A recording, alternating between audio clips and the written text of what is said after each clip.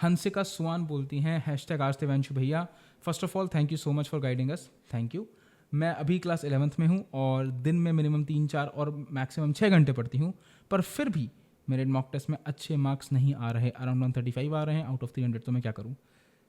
देखो यार हंसिका, तुम अभी क्लास 11th में हो बेटा, एंड क्लास 11th अभी जस्ट चालू हुई है, 3-4 महीने हुए हैं, एंड मैं तुम्हें ये बोलूँगा कि अगर तुम्हारे 135 नंबर आ रहे हैं, if you score 200 out of 300, you are going to kill it, you are going to be amazing, you are gonna score amazing, get an amazing college.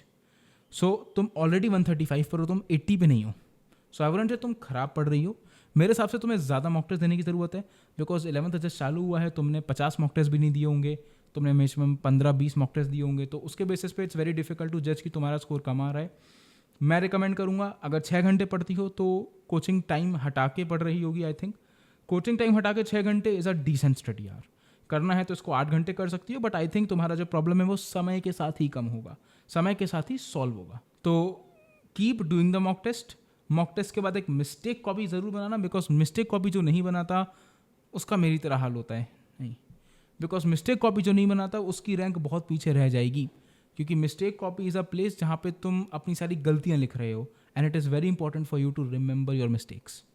Next question, Sudhanshu Raj 2712 पूछते हैं हैशटैग आज देवांशु भैया, I am currently in 12th, मेरा सवाल है क्या मैं only short notes खुद से बनाऊं और लेक्चर का PDF से पढूं और क्वेश्चन प्रैक्टिस करूं और लेक्चर के टाइम फुल फोकस के साथ पढूं तो सही रहेगा क्या? बहुत अच्छा क्वेश्चन है सुधांशु, ठीक है।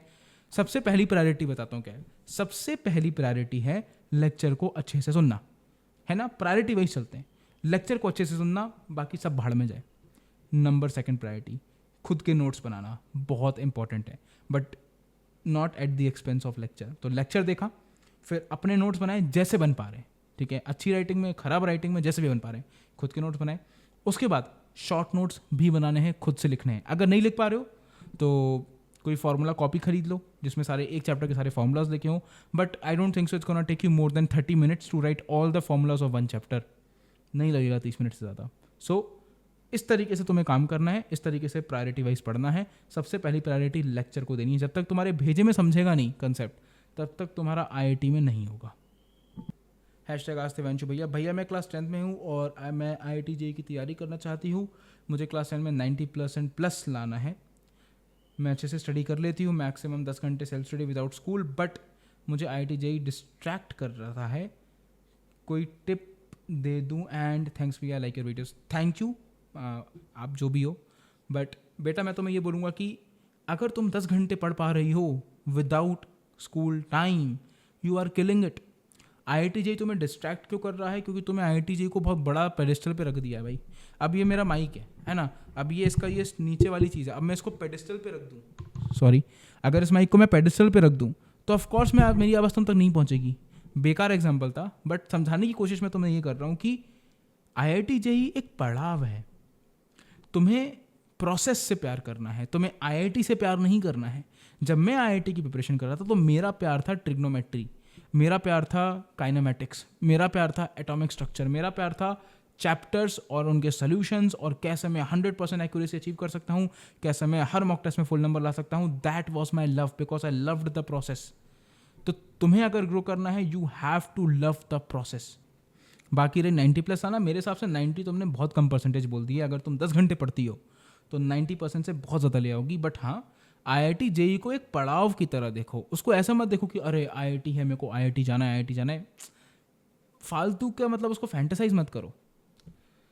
अमन वर्मा Q2T पूछते हैं, आज देवांशु भैया मैंने पहले JEE के लिए सोचा था और मुझे साइंस में इंटरेस्ट है और मेरे इनमें अच्छे नंबर भी आते हैं, बट मैंने काफ़ी रिसर्च किया IIT के बारे में। मैंने देखा कि IIT में बहुत कम प्लेसमेंट लगती है, उसमें 100% में से 38% अनएम्प्लॉयड रहते हैं।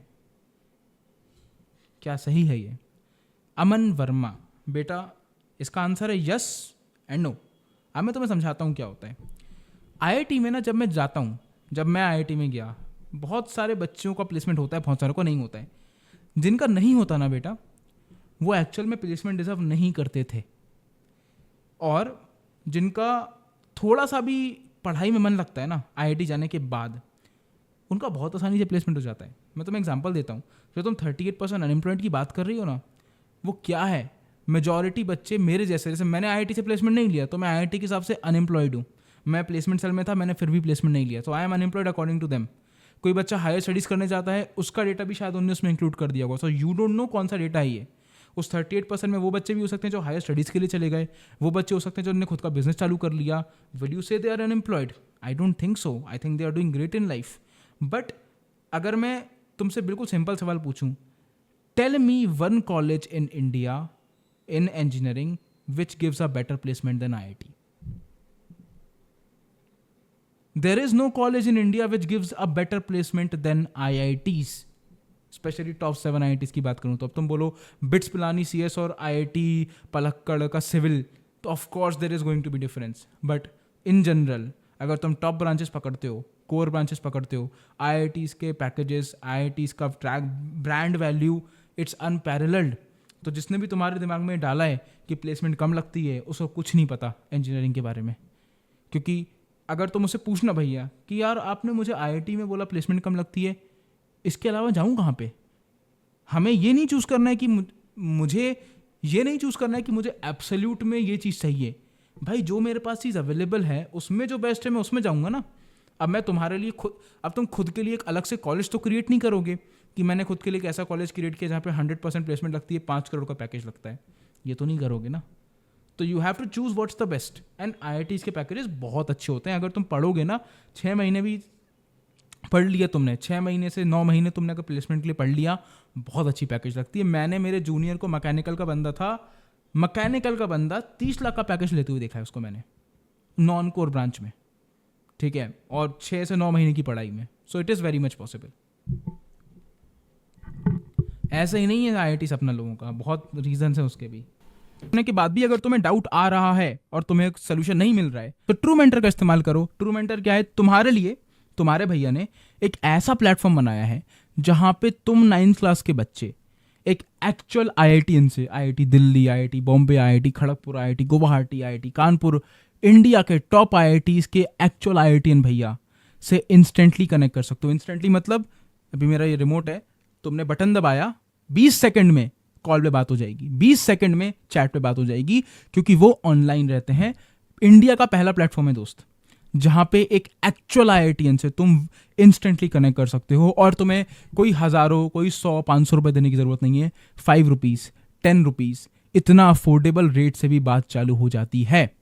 क्योंकि मुझे दरभंगा जैसे या आसनसोल जैसे बहुत ही छोटे विलेज के, छोटी जगह के बच्चों की हेल्प करनी है, और मेरे को पता है कि मैं ज़्यादा बच्चों की हेल्प तभी कर पाऊंगा जब मेरे को प्राइस कम करना पड़ेगा। बिकॉज एज अ स्टूडेंट मुझे पता है 50 रुपये 40 रुपये की क्या वैल्यू होती है, ठीक है।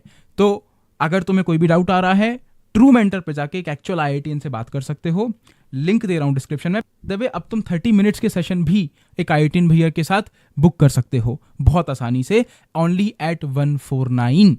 इमेजिन करो 30 मिनट्स का session just at 149 rupees. 30 minute में तुम्हारी एक IIT कानपुर के एक्चुअल IITian जिनकी 2000-3000 रैंक आई थी, उनसे बात हो सकती है। इससे अच्छा क्या होगा दोस्त? मत खाना एक दिन पिज्ज़ा, 500 रुपये तो पिज्ज़ा में चले जाते हैं आजकल, 149 तो छोड़ दो। तो अगेन पहले पूरा वीडियो एंड तक देखो, उसके बाद ट्रू मेंटर को देखना। पापू the studio Papu the studio 7730 पूछते हैं, भैया मेरा एक बहुत बड़ा प्रॉब्लम है, वो है मास्टर एशन का, इसलिए मैं बोर्ड और JEE के प्रिपरेशन में मन और फोकस नहीं लगता है, और मुझे लगता है कि बोर्ड्स मैटर नहीं करते और मैं डीमोटिवेट होता हूँ, तो मैं क्या करूँ? देखो बेटा, आई होप तुमने बोर्ड्स की बात करी है, तो या तो तुम क्लास 12th में होगे या तो तुम क्लास 10th में होगे, ठीक है। दोनों ही केस में मैं बताता हूँ। अगर तुम क्लास 10th में हो तो 10th के बोर्ड्स मैटर करते हैं तुम्हारे लिए, एक्चुअली मैटर नहीं करते। अगर तुम क्लास 12th में हो, 12th के बोर्ड्स के नंबर मैटर करते हैं एक्चुअल में, क्योंकि 75% क्राइटेरिया 12th के परसेंटेज बोर्ड्स में होता है।